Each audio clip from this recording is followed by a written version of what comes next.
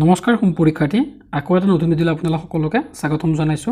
এইটো আমাৰ সাধাৰণ জ্ঞানৰ পাৰ্ট নম্বৰ 8 হয়। যদি আগৰ ভিডিঅ'বোৰ চোৱা নাই তেতিয়াহ'লে প্লেলিষ্টত গৈ চাব পাৰে। প্ৰথম কোৱেশ্চন, নাগালেণ্ড ৰাজ্য কেতিয়া গঠন কৰা হৈছিল? উত্তৰ 1963 চনত নাগালেণ্ড ৰাজ্য গঠন কৰা হৈছিল। থিং এক্সপ্ৰেছ বুলি কাক জনা যায়? উত্তৰ হিমা দাসক থিং এক্সপ্ৰেছ বুলি জনা যায়। দাণ্ডী পদযাত্ৰা কেতিয়াৰ পৰা আৰম্ভ কৰা হৈছিল? উত্তৰ 1930 চনৰ 12 মাৰ্চৰ পৰা দাণ্ডী পদযাত্ৰা আৰম্ভ কৰা হৈছিল। কুশল কোঁৱৰক কোনখন জেলত ফাঁচি দিয়া হৈছিল? উত্তৰ কুশল কোঁৱৰক যোৰহাট জেলত ফাঁচি দিয়া হৈছিল। ভাৰত আৰু শ্ৰীলংকাক পৃথক কৰা প্ৰণালীটোৰ নাম কি? উত্তৰ পক প্ৰণালী। অন্ধকাৰ মহাদেশ বুলি কোনখন মহাদেশক জনা যায়? উত্তৰ আফ্ৰিকা মহাদেশক অন্ধকাৰ মহাদেশ বুলি জনা যায়। পোনপ্ৰথমে কোনে ৰামায়ণ অসমীয়ালৈ অনুবাদ কৰিছিল? উত্তৰ মাধৱ কন্দলীয়ে।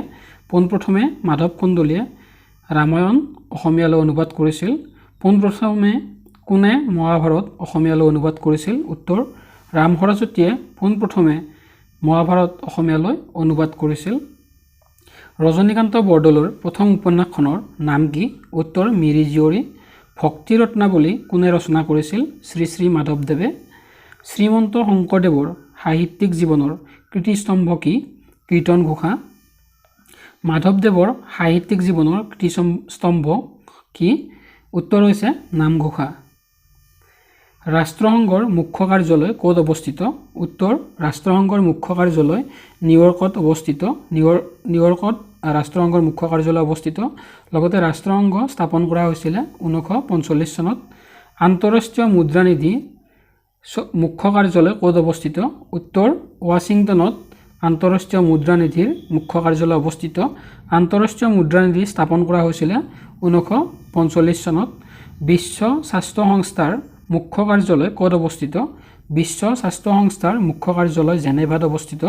লগতে বিশ্ব স্বাস্থ্য সংস্থাৰ স্থাপন কৰা হৈছিল 1948 চনত। ৰেড ক্ৰছৰ মুখ্য কাৰ্যালয় ক'ত অৱস্থিত? উত্তৰ ৰেড ক্ৰছৰ মুখ্য কাৰ্যালয় জেনেভাত অৱস্থিত। আৰু ৰেড ক্ৰছ স্থাপন কৰা হৈছিল 1863 চনত।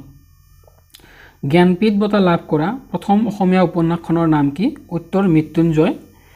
এই মৃত্যুঞ্জয় নামৰ কিতাপখন ৰচনা কৰিছিলে বীৰেন্দ্ৰ কুমাৰ ভট্টাচাৰ্যই আৰু এই বঁটা তেওঁ লাভ কৰিছিলে 1979 চনত। নামদাঙৰ শিলৰ সাঁকো কোন চনত নিৰ্মাণ কৰা হৈছিল? উত্তৰ 1703 চনত নামদাঙৰ শিলৰ সাঁকো নিৰ্মাণ কৰা হৈছিল। উত্তৰ পূব ভাৰতৰ কোনখন ৰাজ্যক আগতে নেফা বুলি জনা গৈছিল? উত্তৰ পূব ভাৰতৰ অৰুণাচল প্ৰদেশক আগতে নেফা বুলি জনা গৈছিল। নেফাৰ সম্পূৰ্ণ নাম কি? উত্তৰ নেফাৰ সম্পূৰ্ণ নাম হৈছে নৰ্থ ইষ্ট ফ্ৰণ্টিয়াৰ এজেঞ্চি। ভাৰতৰ আটাইতকৈ বেছি বৰষুণ কোনখন ঠাইত হয়? উত্তৰ মৌচিনৰাম। প্ৰথম অসমীয়া লেখিকাগৰাকীৰ নাম কি? উত্তৰ পদ্মাৱতী ফুকননী হৈছে প্ৰথমগৰাকী অসমীয়া লেখিকা। ফিল্মফেয়াৰ বঁটা লাভ কৰা প্ৰথমজন অসমীয়া ব্যক্তিৰ নাম কি? উত্তৰ বিজয় চৌধুৰীয়ে পোনপ্ৰথমজন অসমীয়া যিয়ে ফিল্মফেয়াৰ বঁটা লাভ কৰিছিল। অসমীয়া চলচ্চিত্ৰৰ প্ৰথমজন কেমেৰামেনৰ নাম কি? উত্তৰ প্ৰতাপ বৰুৱা। প্ৰতাপ বৰুৱা হৈছে অসমীয়া চলচ্চিত্ৰৰ প্ৰথমজন কেমেৰামেন। বিদেশত স্বাধীন ব্যৱসায় কৰা প্ৰথমজন অসমীয়াৰ নাম কি? উত্তৰ সাউদ ভোলানাথ বৰুৱা হৈছে বিদেশত ব্যৱসায় কৰা প্ৰথমজন অসমীয়া। অসমৰ প্ৰথমগৰাকী মহিলা আৰক্ষী বিষয়াৰ নাম কি? উত্তৰ ৰেণু দত্ত বৰফুকন। অসমৰ প্ৰথম মহিলা উপ আৰক্ষী মহাপৰিদৰ্শক তথা DIG কোন? উত্তৰ ভায়লেট বৰুৱা। প্ৰথম অসমীয়া সাহিত্যৰ বুৰঞ্জী পুথিখনৰ নাম কি? উত্তৰ অসমীয়া সাহিত্যৰ বুৰঞ্জী।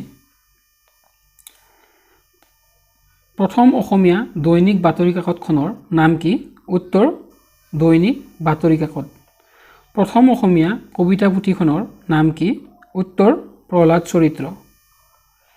অসমৰ ৰাষ্ট্ৰীয় উদ্যানৰ সংখ্যা কিমান?